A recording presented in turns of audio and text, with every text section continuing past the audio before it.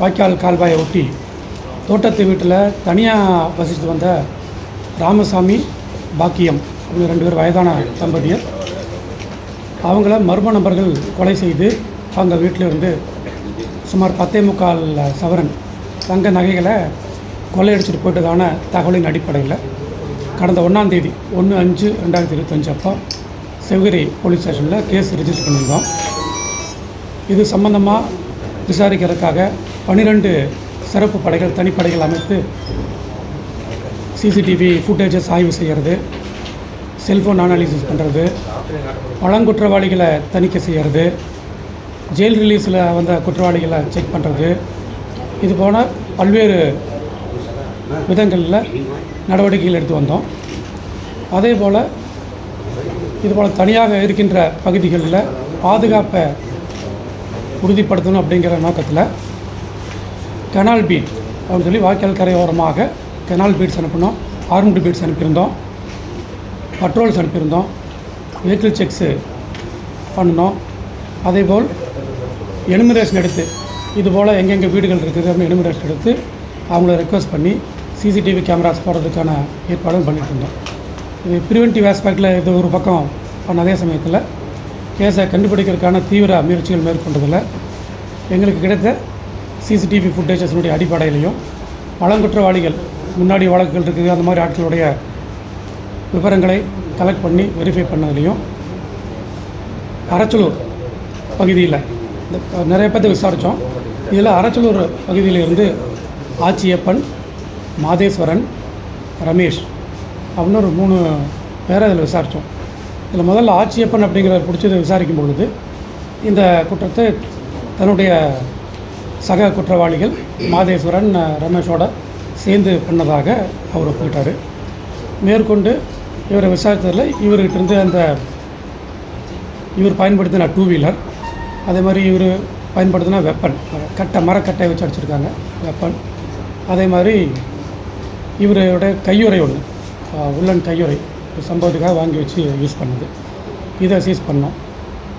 அதே போல் மாதேஸ்வரன் அவரை பிடிச்சி விசாரிக்கும் பொழுது அவரும் இதை ஒத்துக்கிட்டார். இறந்து போன ராமசாமி அவருடைய செல்ஃபோனு இவருடைய பொசிஷன்லேருந்து இவங்க வீட்டிலேருந்து சீஸ் பண்ணியிருக்கிறோம். அதே போல் சம்பவ இடத்துல சில கால் பாத தடங்கள் அதெல்லாம் எடுத்துருக்கிறோம். அதையும் இந்த சந்தேக நபர்களுடைய தடங்களோடு ஒப்பிட்டு பார்க்குறதுக்காக அதை எடுத்து ஃபாரன்சிக்கு அந்த ஃபிங்கர் பிரிண்ட் எக்ஸ்பர்ட்ஸுக்கு அனுப்பி அதை ஒப்பிட்டு பார்ப்பதற்கான நடவடிக்கைகளை நாங்கள் எடுத்துக்கிட்டு இருக்கிறோம். அதே மாதிரி ரமேஷ் அவரையும் கைது பண்ணிக்கிறோம். அவர் இவங்களோட துணையாக இந்த வழக்குக்கு இந்த சம்பவம் நடப்பதற்கு சுமார் ஒரு 10 நாள் மாதிரி முன்னாடி இந்த ஏரியாவை பார்க்க வந்த போதெல்லாம் கூட வந்திருக்கிறதாக அவர் கன்ஃபஸ் பண்ணியிருக்காரு. இந்த 3 பேரையும் கைது பண்ணி நீதிமன்ற காவலுக்கு அனுப்பியிருக்கிறோம்.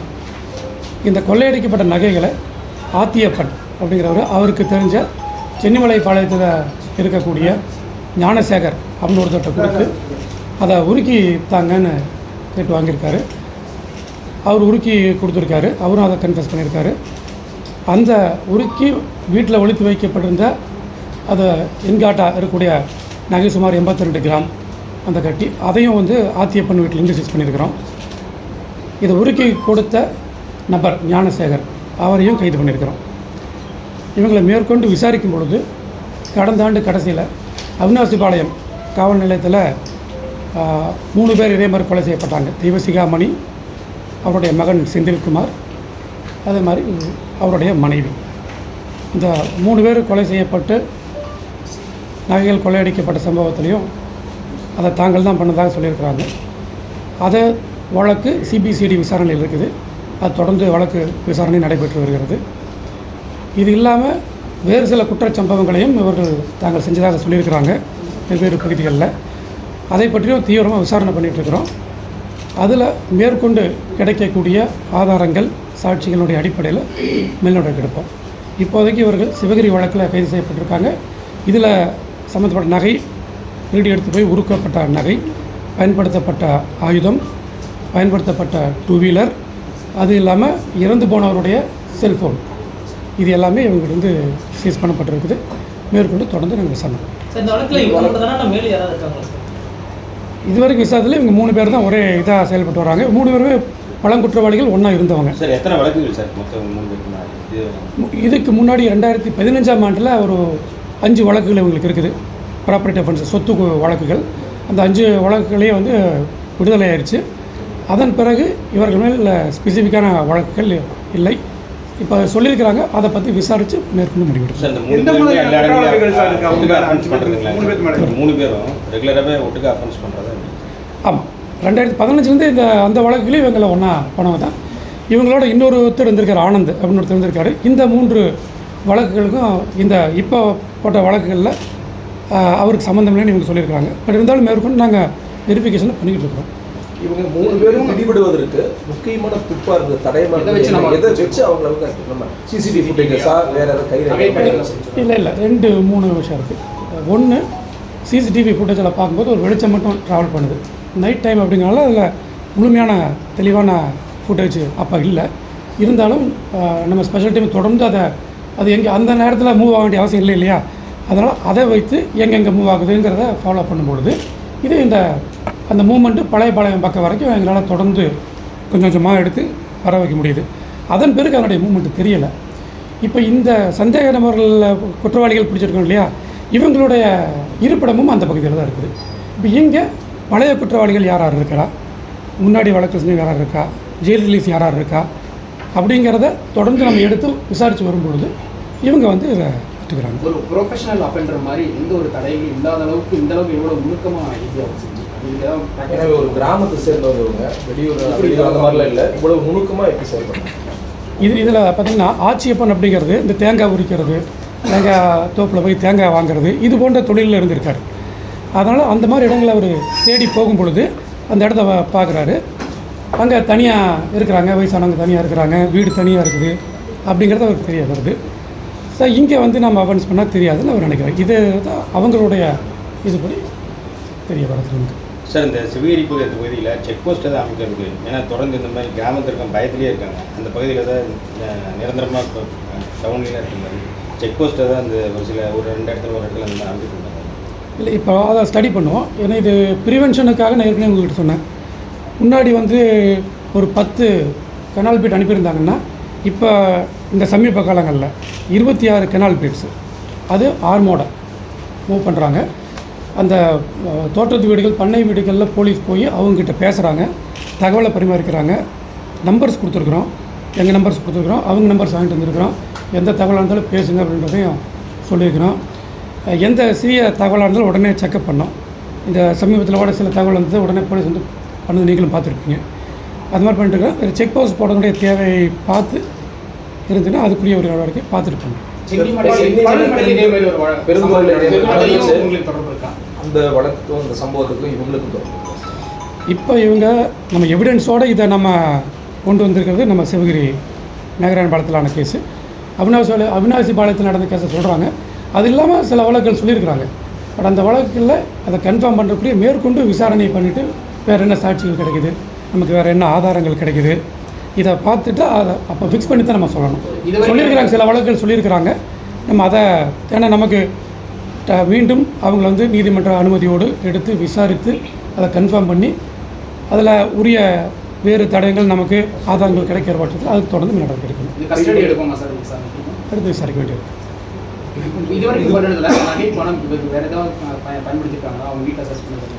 இல்லை, இப்போதைக்கு இது அவன் கையில் வச்சுருந்து இதை தான் பண்ணியிருக்கிறோம். பட் இவங்க வழக்கில் சம்மந்தப்பட்டு சொல்கிறது அதை கொண்டு விசாரிக்க டைம் தேவைப்படும். விசாரிச்சுட்டு வேறு அந்த வழக்கில் எப்படி பண்ணாங்க, என்ன அதுக்கு என்ன நமக்கு என்ன ஆதாரங்கள் கிடைக்கிது, இதை பார்த்துட்டு அதை அப்புறம் தான் முடிவெடுக்க முடியும். இப்போதைக்கு இந்த தான் நம்ம சீஸ் பண்ணிக்கிறது.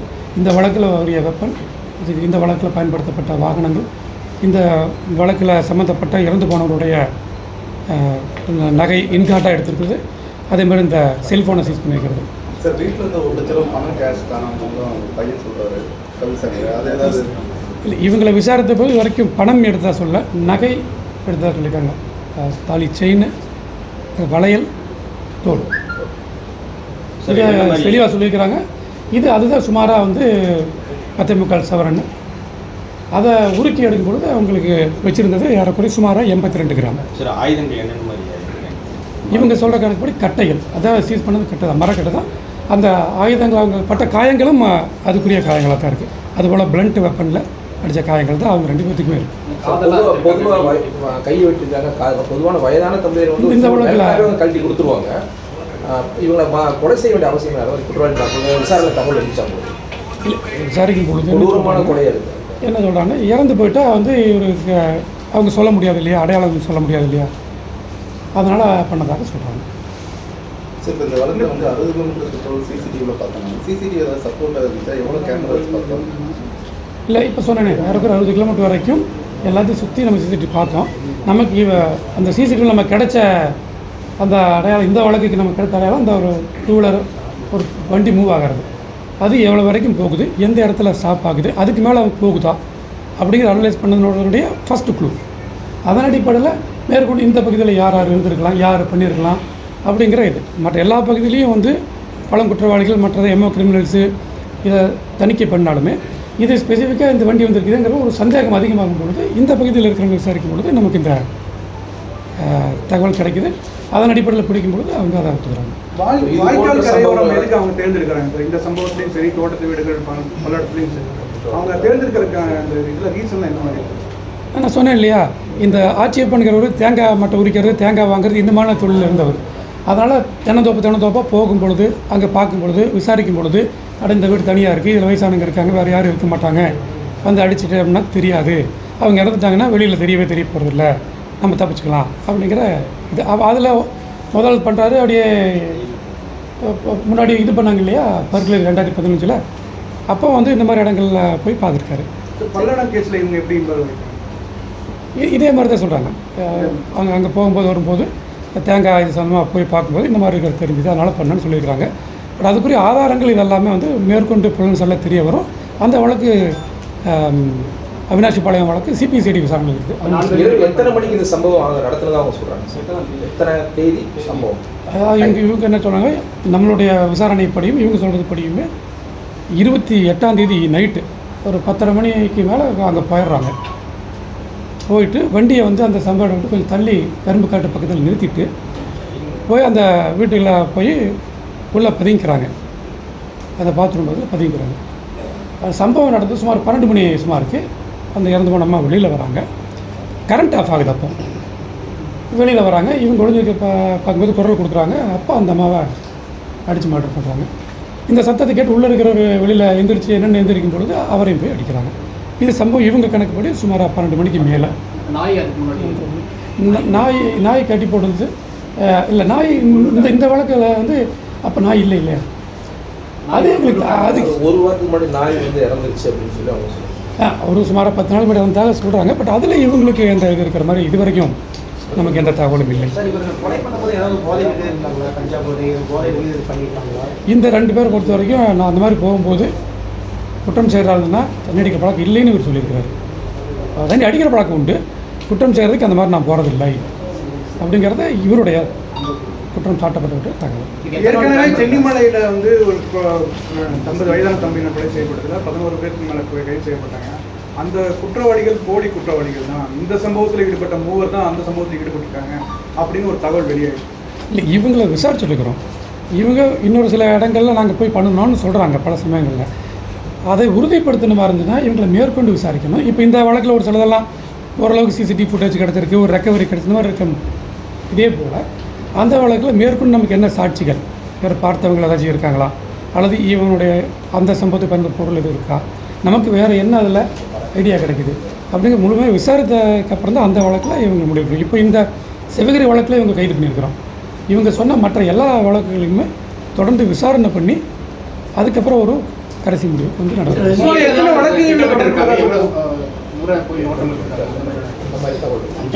இதுக்கு முன்னாடி வந்து அந்த பகுதியில் ஒரு போய் பார்த்துட்டு விசாரிச்சுட்டு வந்திருக்காரு. இந்த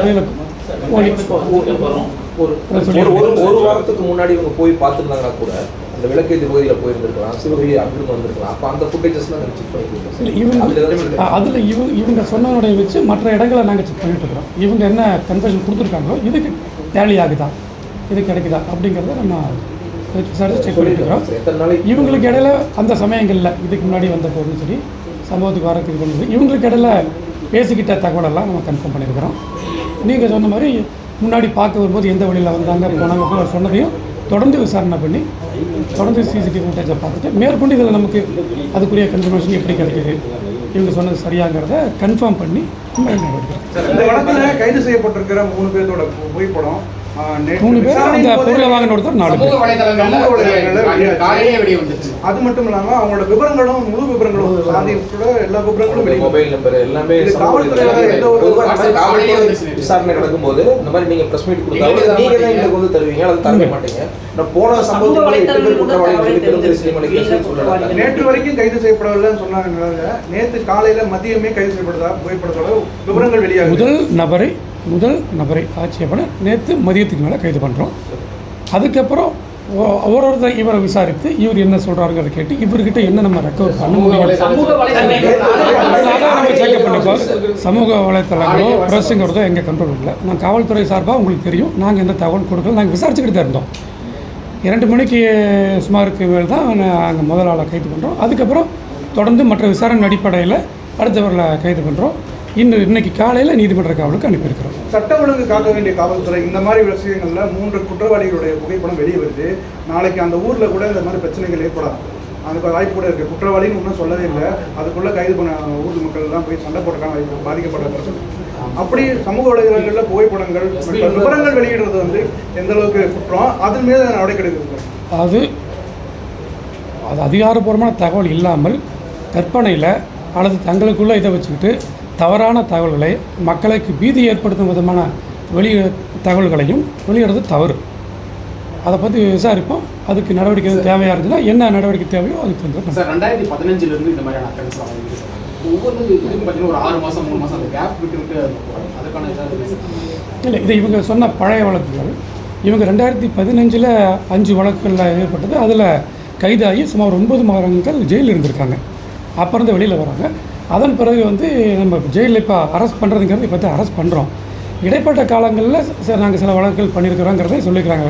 கொலை பண்ணியிருக்கிறோம், திருட்டு பண்ணியிருக்கிறோங்கிறத சொல்லியிருக்கிறாங்க.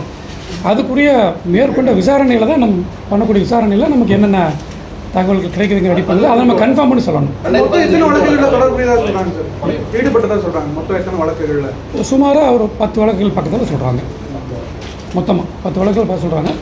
அதில் ஒன்றொன்னே நம்ம எல்லாமே இந்த பகுதியில் நடைபெற்றிருக்காங்க சார். ஈரோடு இந்த பகுதியில் மட்டும் பண்ணதாக சொல்லியிருக்கிறாங்க.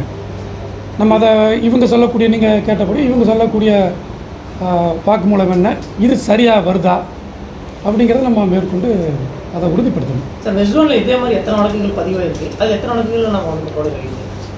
இதே மாதிரி எதுக்கு இதே மாதிரி இந்த ஆதாய அதாவது நகைக்காக வயதான தமிழ் பரமத்தியோட இதே மாதிரி ஒரு குழந்தை நடந்ததாக சொல்லுங்கள்.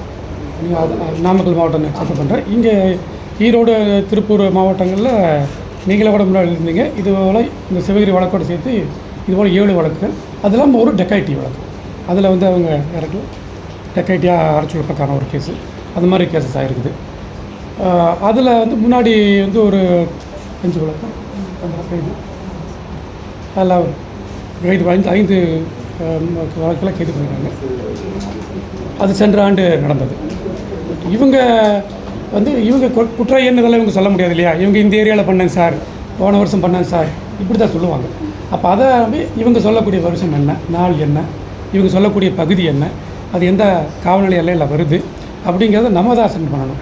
அப்போ அதுக்கு நமக்கு விசாரணைக்கு கொஞ்சம் டைம் தேவைப்படும். இது போன்ற சம்பவங்கள் நடக்காமல் இருக்கிறதுக்கு வேறு என்னென்ன நடவடிக்கைகள் காவல்துறை சார்பில் எடுக்கணும்? நம்ம தோட்டத்தில் வேறு இது தாண்டி வேறு இல்லை, நிறையா ஒரு 300க்கும் மேற்பட்ட 400க்கும் மேற்பட்ட காவலர்கள் மொபிலைஸ் பண்ணி இந்த தோட்டத்து வீடுகளில் எனுமரேஷன் எடுத்தோம். எந்தெந்த பகுதியில் தோட்டத்து வீடுகள் இருக்குது, தனியார் வீடுகள் இருக்குது, வயதானவர்கள் எங்கே தனியாக இருக்காங்களா, இதை எடுக்கிறோம். அவங்களோட டீட்டெயிலாக கலெக்ட் பண்ணியிருக்கிறோம். அவங்களுக்கு நம்மளுடைய காவல்துறை நம்பரை கொடுத்துருக்குறோம். அவங்க நம்பர் அல்லது அவங்களுடைய மகள் வெளியூரில் இருக்கலாம், அவங்க நம்பர்ஸை நம்ம திருப்பி கலெக்ட் பண்ணி வாங்கியிருக்கிறோம். இந்த கெனால் பீட்டுன்னு சொல்லி அனுப்பியிருக்கிறோம். இந்த 2-3 மாவட்டங்களிலையுமே இப்போ அனுப்பிட்டுருக்கிறோம். ஈரோடு சிவகிரி பகுதிகளில் மட்டுமே அதை சுற்றி இருக்கிற பகுதி பெருந்துறை சப்டிவிஷனில் அங்கே மட்டுமே 26 கெனால் பீட்டு மட்டும் அனுப்புகிறோம். இது இல்லாமல் பட்ரோல் வெஹிக்கிள்ஸு, இது இல்லாமல் வெஹிக்கிள் செக் பாயிண்ட்ஸ், இந்த மாதிரி இது பண்ணிகிட்ருக்கிறோம். மக்களுக்கு தனியாக இருக்கக்கூடிய அந்த பெரியவங்களுக்கு நம்பிக்கை ஊட்டும் விதமாக அவங்கள போய் நேரில் பார்த்து ஒரு இடத்துலையும் பேசுகிறோம், அவங்களுக்கு ஆலோசனை சொல்கிறோம். நம்ம இவ்வளோ தூரம் செலவு பண்ணி வீடு கட்டுறோம், சிசிடிவி போட்டோம்னா ஒரு அலாரம் வச்சோம்னா ரொம்ப வந்து நல்லாயிருக்கும், பாதுகாப்பாக இருக்குங்கிறதையும் நம்ம சொல்கிறோம். நம்மளும் காவல்துறை சார்பாக பல இடங்களில் அவரோட ஒத்துழைப்போடு அரசாங்கத்தோட ஒத்துழைப்போடு சிசிடிவிஸ் போட்டிருக்கிறோம். அதை போடக்கூடிய நடவடிக்கைகளையும் தொடர்ந்து நம்ம எடுத்துக்கிட்டு இருக்கிறோம். பழங்குற்றவாளின்னு சொல்லிங்க நீங்கள் போடுறதுல நிறைய இஷ்யூஸ் இருக்குது. அவங்க கிராமத்தில் பெரியவங்க அதை ஆப்ரேட் பண்ண முடியாது, அது பொறுத்திருக்கு, அது சர்வர்லாம் கரெக்டாக வேலை செய்யுதா, பதிவாகிறவங்க அவங்கள மானிட்டர் பண்ண முடியாது, இவ்வளோ ஆஃப் ஆயிடுச்சுன்னா இது மாதிரி நடைமுறை சிக்கல்கள் இருக்குது, இது சரி வராதுன்ற மாதிரி அந்த பகுதி மக்கள் சொல்லுவாங்க. அதனால் என்னென்னா அவங்களுடைய பெரும்பாலும் தனியாக இருக்கிறவங்க அவங்க தனியாக இருப்பாங்க, அவங்களுடைய மகனோ மகளோ பக்கத்தில் இருக்கக்கூடிய டவுனில் இருப்பாங்க. இப்போ இந்த வழக்கில் பார்த்தா கூட பக்கத்து டவுனில் தான் அவங்க தூரில் இருக்கிறாங்க. அவங்களுக்கு சொல்லும் பொழுது அவங்களுக்கு கண்டிப்பாக நாலேஜ், வயசானவங்களுக்கு அந்தளவுக்கான தெளிவு இல்லாட்டா கூட அவங்க குழந்தைகளுக்கு கண்டிப்பாக இருக்கும். அவங்க மூலமாக நாங்கள் சென்சிடைஸ் பண்ணுறோம், அவங்ககிட்டையும் பேசுகிறோம். இப்போ நம்ம காவல்துறை சார்பாக முயற்சி போடக்கூடியதே நம்ம அதை ஃபாலோ பண்ணி அது பெரிய ஃபங்க்ஷனாக தான் இருக்கிறதையும் பார்த்துட்டு இருக்கோம். சார், காவலர்கள் பற்றாக்குறை காரணமாக அந்த ரோந்து பணிகளில் காவலர்கள் ஈடுபடுறது நிறைய சிரமம் இருக்கக்கூடிய காவலர்களை வைத்து நம்ம சிறப்பு பண்ணிட்டு இருக்கிறோம். தேவை ஏற்படும் பொழுது பக்கத்து ஸ்டேஷன் இருக்குது, பக்கத்து சப்டிவிஷன்ஸோ மாவட்டங்களிலிருந்தோ நம்ம காவலர்களை கூடுதலாக எடுத்து எங்கே தேவையோ அந்த பகுதியில் பயன்படுத்தி போதுமான அளவுக்கான பாதுகாப்பும் பண்ணிட்டு இருக்கோம். இந்த கிணல்ல பீட் போட்டுக்கிறதா சொல்லிங்க, செக் பாயிண்ட் வச்சு பயன்படுத்துங்க. இது இன்னும் தொடருமா? எத்தனை நாளைக்கு இருக்கு? அது நாள் நம்ம ஃபிக்ஸ் பண்ண முடியாது. நம்ம பாதுகாப்புங்கிறத நம்ம தொடர்ந்து செய்ய வேண்டிய கடமை. அதனால இதை நம்ம தொடர்ந்து செஞ்சுட்ருக்கோம். எல்லா பகுதிகளையும் ப்ரிவென்ஷனுக்காகவும் தனியாக இருக்கக்கூடிய எங்கள் பாதுகாப்பாக ஃபீல் பண்ணுங்கிறதுக்காகவும் பொதுமக்கள் நம்பிக்கை நல்லா இருக்கணுங்கிறதுக்காகவும் பொதுமக்களோட காவல்துறையோடு நல்லா இருக்கணுங்கிறதுக்காகவும் தொடர்ந்து இந்த நடவடிக்கை எடுத்துகிட்டு சார், இவர்கள் பழங்குற்றவாளின்னு சொன்னீங்க. அப்படி இருக்கும்போது அவங்களை கண்காணிக்க தவறிட்டோமா காவல்துறை அல்ல தனிப்படை? ஏன்னா அந்த சம்பவம் நடந்து 2 நாளுக்கு அப்புறம் வெளியே வருது. அந்த காவல் நிலையத்தில் எல்லைக்குட்பட்ட இல்லை பக்கத்தில் இருக்க காவல் எல்லைக்குட்பட்டதை விசாரிச்சிருந்தோம்னாவே இந்த விஷயத்தை சீக்கிரமாகவே கண்டுபிடிச்சிருக்கலாம். இன்னொன்று, அண்ணாமலை, அதாவது அரசியல் ரீதியாக பார்க்கும்போது அண்ணாமலை 20ஆம் தேதி உண்ணாவிரத போராட்டம் அறிவிச்சிருந்தாங்க. அந்த அழுத்தமும் காவல்துறைக்கு இருந்ததா? 10க்கும் மேற்பட்ட வழக்குகளில் தொடர்புடையது சொல்லுங்க சார். அவங்க ஃபாலோ பண்ண முடியாது, காவல்துறையினுடைய குறைபாடு. அதாவது ஒரு பழங்குற்றவாளி அப்படின்னு சொல்லும் பொழுது ஒருத்தர் 2 பேர் அல்ல, பல்வேறு விதமான குற்றங்கள், பல்வேறு விதமான குற்றவாளிகள் எல்லாத்தையும் தான் நம்ம தொடர்ந்து வாட்ச் பண்ணிகிட்டு இருக்கிறோம். இது வழக்கு இதாகும் பொழுது அந்த சமயத்தில் உடனடியாக சில குழு கிடைக்கலாம், சில வழக்குகளில் காலம் கடந்து கிடைக்கலாம். இந்த கேஸை பார்த்தீங்கன்னா ஏறக்குறைய 2 வாரங்களுக்கு சில நாட்கள் மேலே இது ஒரு சீரியஸான வழக்குன்னு சொன்னோம். பட் இதை கண்டுபிடிச்சிருக்கிறோம். இந்த குற்றவாளிகள் நம்ம தொடர்ந்து விசாரிக்க தான் செய்வோம், பார்த்துட்டு தான் இருப்போம். ஆனால் ஒரு குற்றவாளியை எந்த விதமான ஒரு குழுவும் இல்லாமல், அவருக்கு எதிரான நமக்கு எந்த சின்ன சாட்சிகளோ இதோ இல்லாமல் எடுத்த உடனே கைது பண்ண முடியாது இல்லையா? அதனால் விசாரித்து எப்போ நமக்கு அந்த இது கிடைக்குதோ அந்த சமயம் கைது பண்ணுவோம். அதர்வைஸ் இந்த பழங்குற்றவாளிகள் தணிக்கை செய்கிறது அப்படிங்கிறது காலங்காலமாக இருக்கக்கூடிய காவல்துறைக்கூடிய நடைமுறை அது பண்ணிகிட்டே தான் இருப்போம். பலர் உங்கள் பிரசலோடு சொல்லியிருப்பாங்க, எங்களை கூப்பிட்டு போலீஸ் விசாரிக்கிறாங்க அப்படிங்கிறது நீங்களும் கூட போட்டிருப்பீங்க. அப்போ நாங்கள் விசாரிக்கிறது தான் அர்த்தம். அதனால் அது நடைமுறை அப்படிங்கிறத தொடர்ந்து நம்ம பண்ணிட்டு இருக்கிறோம் போலீஸில்.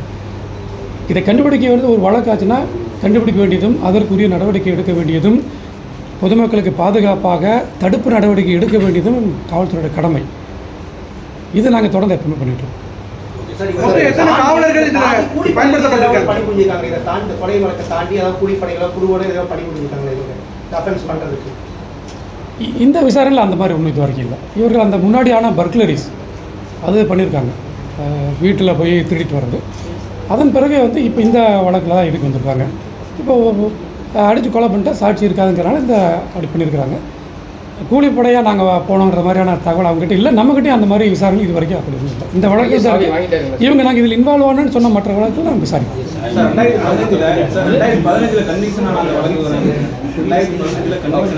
இல்லை கன்விக்ஷன் இல்லை. 2015 இவர்கள் செய்த வழக்குகளில் கைது செய்யப்பட்டு 2015ஆம் ஆண்டு சுமார் மே மாதம் இருந்து 2016ஆம் ஆண்டு பிப்ரவரி வரைக்கும் ஜெயிலில் இருந்திருக்காங்க, சுமார் 9 மாதங்கள். அதுக்கப்புறம் வெளியே வந்திருக்காங்க. அந்த வழக்கு விடுதலை இருந்துச்சு.